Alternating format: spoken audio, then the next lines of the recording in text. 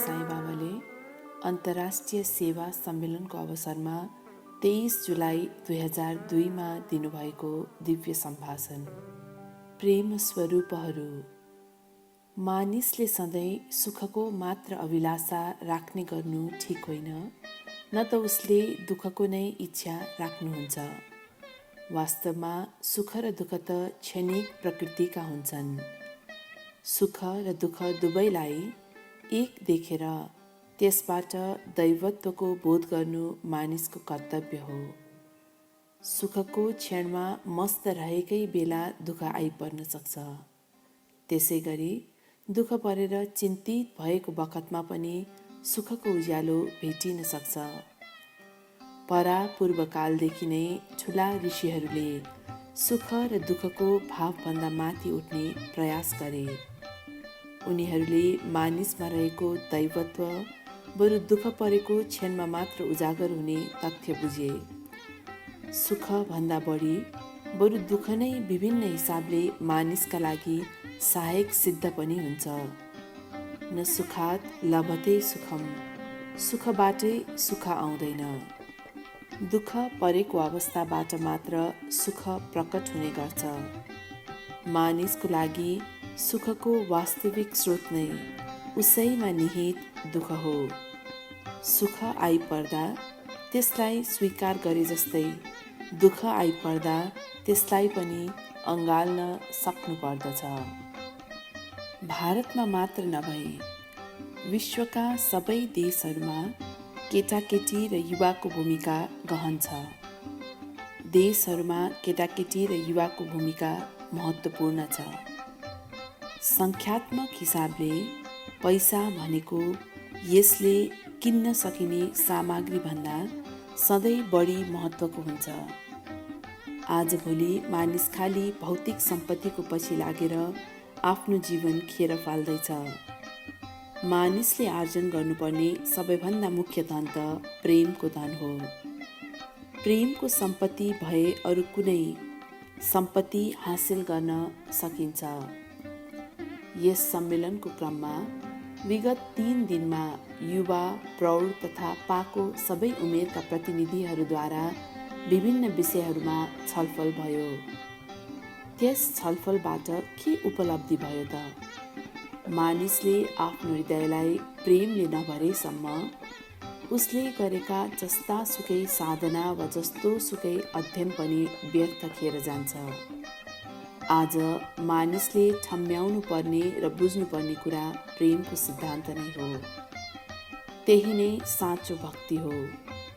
आजको विश्वमा आमा बाबु, छोराछोरी अनि पत्नी समेत सबैजना भौतिक सम्पत्तिको पछि दौडिरहेका छन्। बिरलै कोही होला जसले अटल, निस्वार्थ तथा दैवी प्रेमको चाहना गरेको होस्। ईश्वरको दैवी प्रेम धनद्वारा प्राप्त हुँदैन, न त यो विद्याद्वारा नै प्राप्त हुन्छ, न त हामीले गर्ने अन्य साधनाबाट दैवी प्रेम प्राप्त हुन्छ। केवल शुद्ध, निस्शर्त तथा निस्वार्थ प्रेमको अर्पण प्रेमकै खातिर गर्नेले मात्र दैवत्व प्राप्त गर्न सक्दछ। यसै प्रेमको आधारभूत स्वरूपलाई नबुझ्नाले मानिसले आज धेरै थरी दुःख कष्ट झेल्नु परेको छ। सबै प्रेमको भौतिक तथा सांसारिक पक्षलाई मात्रै समातिरहेका छन्। प्रेम बाहेक अरू कुनै तरिका वा उपायबाट कसैले पनि दैवत्व हासिल गर्न सक्दैन। यदि दैवत्व हासिल हुन सके अरू सबै थोक त्यस्तै प्राप्त हुन्छन्। दैवत्व प्राप्त नभए अरू थोक जेसुकै हासिल भए पनि व्यर्थ हुन्छ। तर मानिस यो सत्यलाई बुझ्ने कुनै पनि प्रयास गरिरहेको छैन। भौतिक सम्पत्ति सर्वोपरि महत्त्वको ठानेर त्यसैको प्राप्तिका लागि विभिन्न प्रयास गर्दैछन् मानिसहरू। प्रेम स्वरूपहरू। प्रेम हासिल गर्ने चेष्टा गर, प्रेम पाउने प्रयास गर। प्रेम नै तिम्रा लागि वास्तविक धन हो। यो सत्यलाई बुझ। प्रेमभन्दा बढी उच्च र मूल्यवान गुण अर्को छैन। यदि त्यस्तो गुण कहीँ भइहालेछ भने पनि त्यसले जीवनको उद्देश्य पुरा गर्न केही काम गर्दैन। त्यसैले प्रत्येक मानवमा प्रकट हुने प्रेमलाई बुझ्ने प्रयास गर। तब मात्र तिमीले आफ्नो वास्तविक स्वरूप बुझेको ठहरिन्छ। वेदान्त शास्त्रहरूले सबैलाई आफ्नो वास्तविक स्वरूप बुझ्न सदुपदेश गरेका छन्। तिमी शरीर होइनौ, तिमी मन पनि होइनौ, तिमी बुद्धि पनि होइनौ। तिमीले त यी सबैको उद्गम हुने स्रोत हासिल गर्नुपर्दछ। मानिलिउँ घिउको आवश्यकता पर्यो। यसको स्रोत के हो? दूध। दूधबाट दही बन्छ, दहीबाट नौनी र बल्ल नौनीबाट घिउ। तसर्थ यदि दूध नाम गरेको स्रोत मै पुग्न सके हामी खुसी बन्न सक्नेछौँ। प्रेम स्वरूपहरू। तिमीहरू शरीर, मन, बुद्धि, इन्द्रियहरू वा अन्तस्करण कुनै होइनौ। तिमीहरू त बरु यी सबैका स्रोत मुहान हौ। तसर्थ सांसारिक जायजेथाको पछि लागेर आफ्नो समय खेर नफाल। आजभोलि सत्य साई सेवा सङ्गठनका सदस्यहरू विभिन्न किसिमले साधनारत रहेका छन्। तर ती सबै साधना वास्तविक हुन् कि काल्पनिक? ती वास्तविक साधना होइनन्। केही समयसम्म तिनीहरू साँच्चीकैको साधना गरे जस्तो गर्छन् र त्यसपछि छाडिदिन्छन्। तिमीहरू जपलाई साधनाको रूपमा अभ्यास गर्न सुरु गर्छौ र केही समय निरन्तरता पनि दिन्छौ। त्यसपछि तिमीहरू जपलाई छोड्छौ र ध्यानलाई अँगाल्छौ। ध्यान पनि यसको उद्देश्य तिमीलाई प्राप्त नहुन्जेलसम्मका लागि मात्र हो। एकपल्ट फल पाइसकेपछि यसको पनि ध्येय गुम्न जान्छ। तसर्थ तिमीहरूले अभ्यास गर्ने सबै प्रकारका साधना केवल अस्थायी वा क्षणिक प्रकृतिका हुन्छन्। क्षणिक रूपमा साधनारत भएर क्षणिक नतिजा प्राप्त गर्ने हाम्रो चेष्टा तथा उद्देश्य कहिले हुनु हुँदैन। हाम्रो प्रयास त स्थायी, सत्य, शाश्वत, पवित्र तथा चिरस्थायी सुख हासिल गर्ने हुनुपर्दछ। सर्वदा सर्वकालेषु सर्वत्र हरिचिन्तनम। हामीले सधैँ हर क्षण जहीँ तहीँ ईश्वरको निरन्तर चिन्तन गर्दै आफ्नो समय व्यतीत गर्नुपर्दछ। यो क्रिया हामीले लिने तथा फ्याँक्ने श्वास प्रश्वासको क्रम जस्तै प्राकृतिक तवरको हुनै पर्दछ र यही नै हाम्रो जीवनको धड्कन बन्नुपर्दछ। यही नै सोहम तत्त्व हो। सोहम तत्त्वकै निरन्तर चिन्तन तथा मनन नै साँचो साधना हो। यो सोहम कहाँबाट आयो? यो कोहम, म को हुँ भन्ने जिज्ञासाबाट आएको हो। त्यही जिज्ञासाको नतिजा नै सोहम हो। यो शाश्वत सत्यलाई बुझेको क्षणमा नै तिम्रो साधना फलीभूत बन्छ। हामीहरू आज पानीको फोकामाथि आफ्नो जीवनको ठुलो भवन ठड्याउने काम गर्दछौँ।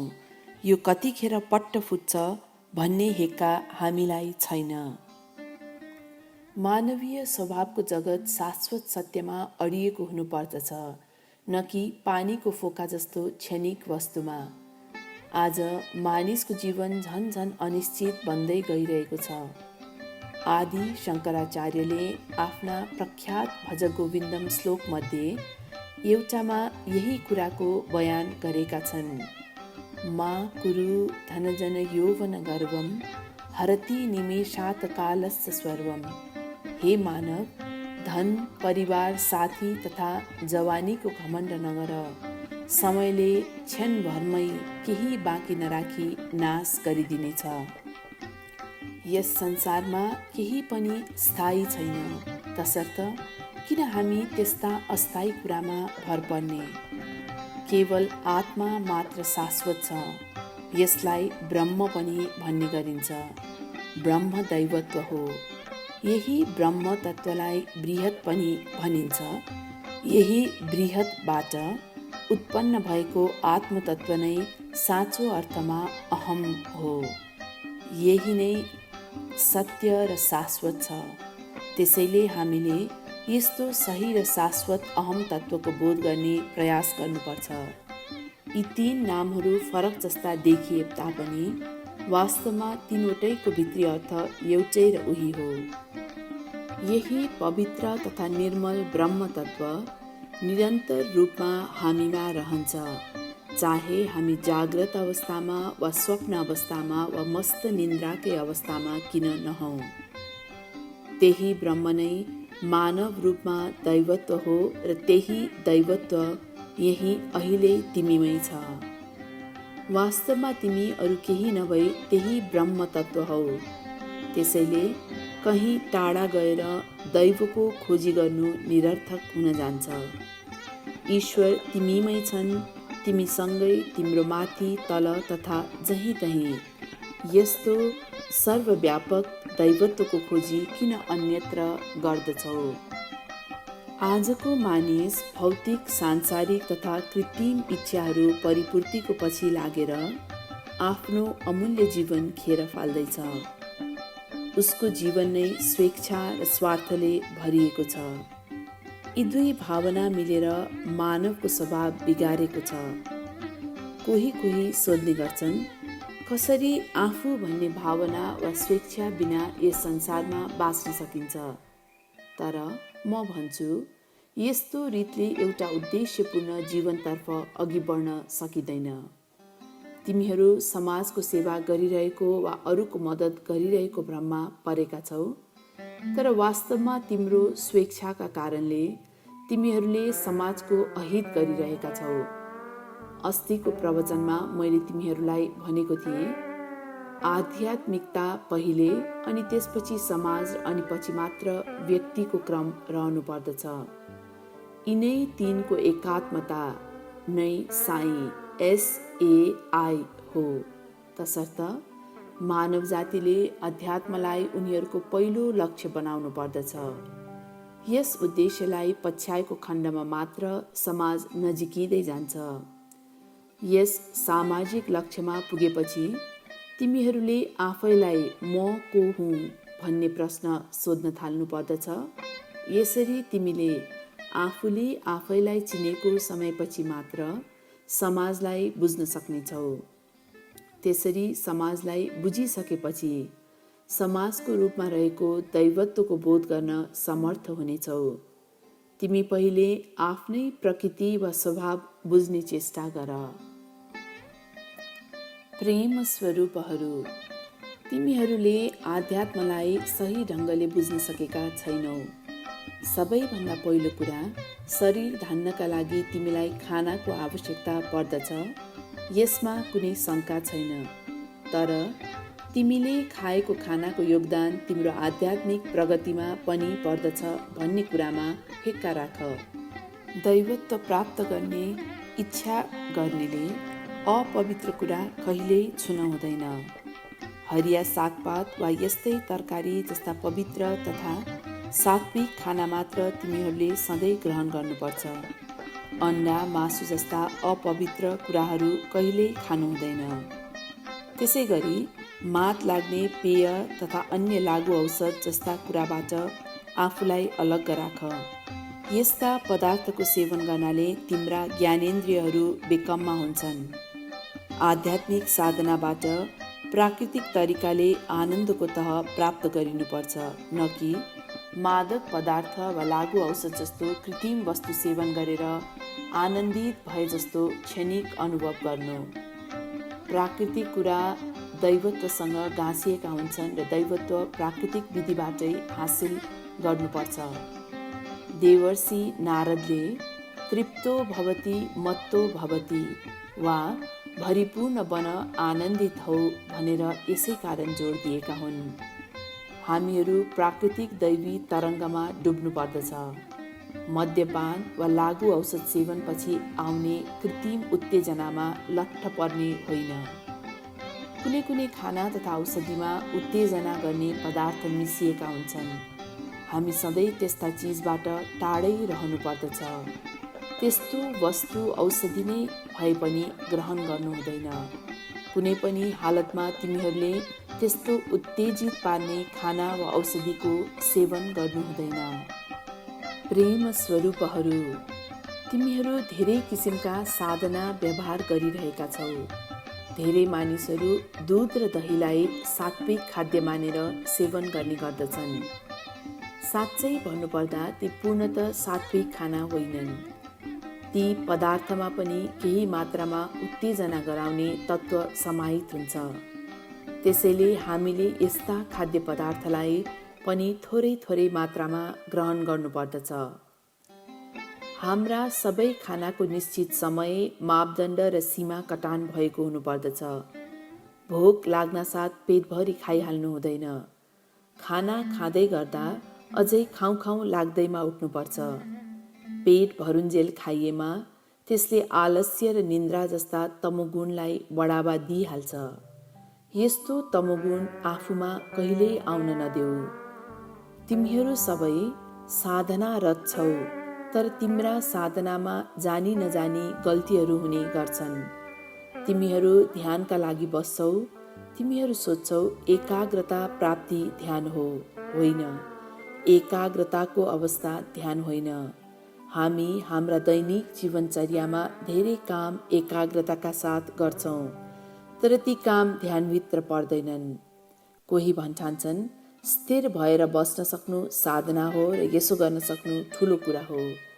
यस्तो ठान्नु ठिक होइन। सुरुमा ध्यानमा बस्दा हाम्रो शरीर चल्न र मन बहकिन सम्भव छ, तर त्यही बहकिएको मनबाटै बिस्तारै प्रगति गर्दै नबहकिने र स्थिर मनतर्फ पुग्नुपर्छ। यसो गर्न नै साँचो ध्यान हो। हामीले आफूमा यस सत्यमा पूर्ण रूपले विश्वास बढाउनुपर्छ कि हामी अस्थायी शरीर होइनौँ, बरु हामी त सही र शाश्वत आत्मतत्त्व हौँ।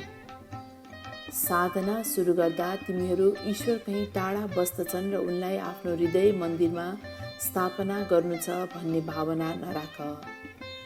सबैभन्दा पहिले दैवत्व तिमीमै निहित छ भन्ने विश्वासको विकास गर। तिमीले आफ्नै दैवी स्वभावको बोध गर्नुपर्दछ। त्यति मात्र होइन, तिमी दैवी हौ भन्ने कुरा अरूलाई पनि बुझाउनु पर्दछ।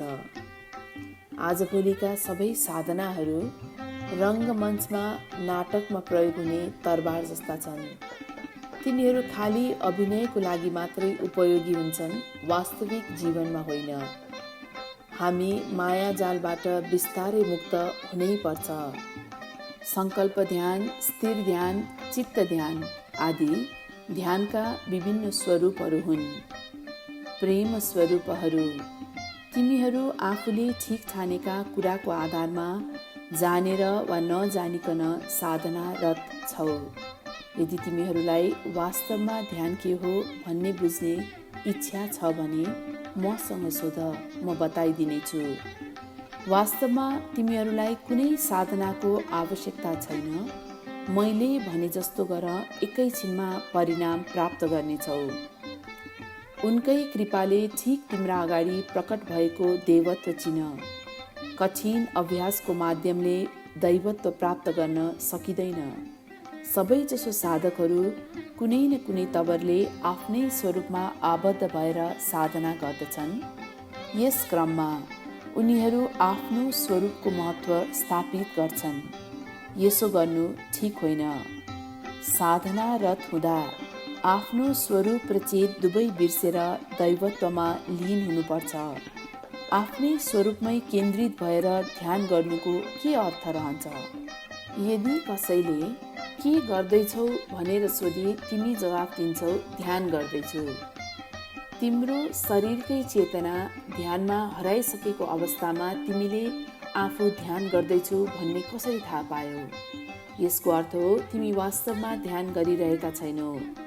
ध्यान भनेको त्यो हो जसमा साधकले आफूलाई बिर्सिएर चेतनाको पवित्रता विकसित गर्दै आत्मतत्त्वसँगको एकात्मता स्थापित गर्दछ।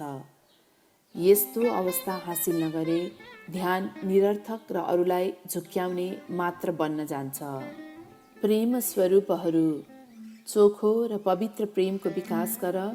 तिमीहरू विभिन्न बुढापाका अग्रजहरू, साधकहरू तथा गुरुहरूको पछि लाग्छौ र तिनका अनुयायी बन्दछौ। यो गुरुत्व होइन, तिम्रो हृदयमा स्थापित भइसकेको दैवत्वको चिन्तनमा एकचित्त हौ। क्षण क्षणमा मनलाई नफेर, यसलाई दृढ लक्ष्य बनाऊ। बुद्धले पनि यस्तै सिद्धान्तलाई पछ्याए। पहिला बुद्ध पनि दैवत्वको खोजीमा जहीँ तहीँ बाहिर निस्किए र धेरै ठाउँमा भौतारिए, तर आफ्नो ध्येयमा सफल भएनन्। उनका भतिजा आनन्दले किन यसरी भौतारिएको भनेर समेत सोद्धथे। त्यतिखेरै अकस्मात बुद्ध झस्के र उनले बुझे कि उनी त अस्थायी र क्षणभङ्गुर आफ्नै मानस तत्त्वको पछि लागेका रहेछन्। त्यसपछि उनले मनको पछि नलाग्ने निधो गरे। उनले त्यही क्षणबाटै हृदयदेखि नै देवत्वको चिन्तन गरे अनि निर्माण प्राप्त गरे। यो उदाहरणबाट पनि के प्रष्ट हुन्छ भने मनको काल्पनिक भावमा कहिल्यै भर गर्नु हुँदैन। मनलाई बिर्स, आफ्नो हृदयमा दैवत्वलाई बलियोसँग स्थापित गर र अन्तमा दैवत्वमा एकाकार बन। यही नै साँचो अर्थमा निर्वाण हो। मानव शरीरको प्रकृति कस्तो छ त? यो पञ्चतत्त्वले बनेको छ।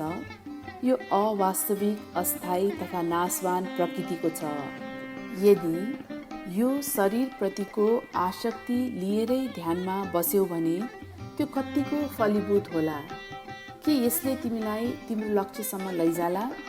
त्यसकारण तिमीले देह भ्रान्ति अथवा शरीरको मायालाई बिर्सनै पर्दछ। आत्म अभियानका साथ दैवत्वसँग लीन हो।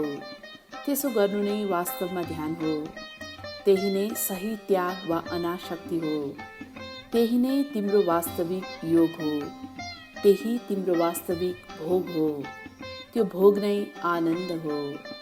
सत्यम ब्रूयात् प्रियम ब्रूयात् न ब्रूयात् सत्यम अप्रियम को सिद्धान्त पालना गर, जसको अर्थ हुन्छ सधैँ सत्य बोल, सत्य बोली प्रसन्नतापूर्वक बोल, अप्रिय कुरा सत्य भए पनि नबोल।